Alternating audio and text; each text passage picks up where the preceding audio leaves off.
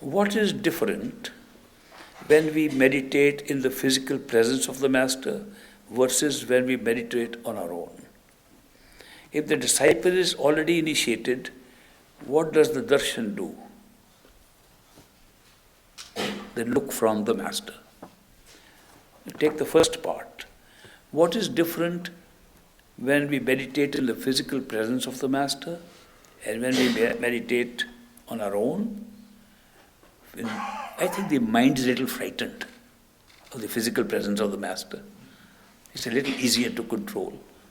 Master is there and the mind tries to behave better. So therefore there's an advantage. I have noticed there's an advantage. People have better experiences when they meditate in front of the Master than when they are alone. When they are alone, the mind says, I am in control.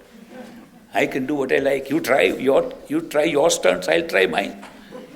But that doesn't happen to the same extent when you're in the physical presence of a Master.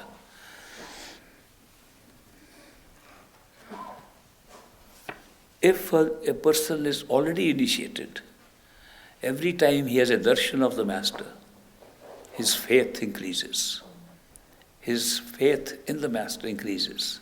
His love for the Master increases. His devotion for the Master increases. Therefore, even after you initiated, and you can have a chance to look at the Master as often as possible, it will help you in the growth spiritually. There was a question, somebody said, how often should we see the Master? Somebody asked Great Master this question, that you say darshan is very important even after initiation, then how often should we see you? He said, if possible, you should see me every day, physically. They said, Master, you live far away. We can't come to you every day. Supposing we are not living with you, but living somewhere else. He said, in that case, maybe once a week should be all right. If you see me once a week, it's good enough. But Master, supposing we are living very far away, in a far-off city, we can't even afford to come every week to see you. Then what? He said, then in that case, if you're distant from the Master, physically distant from the Master, it's difficult to travel to the Master, then once a month should be all right. Maybe once in 2-3 months is all right.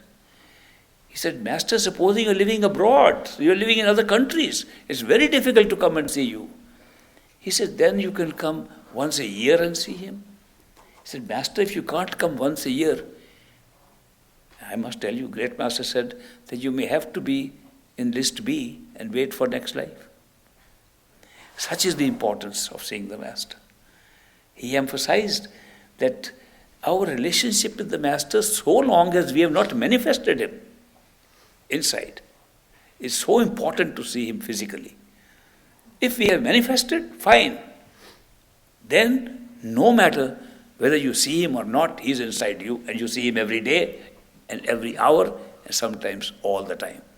So, if you are initiated and have not been able to manifest the radiant form of the Master in your meditation, then according to that advice, you should see the Master as often as possible, as often as you can travel, as often you can afford it. So these are the guidelines they give for seeing the Master.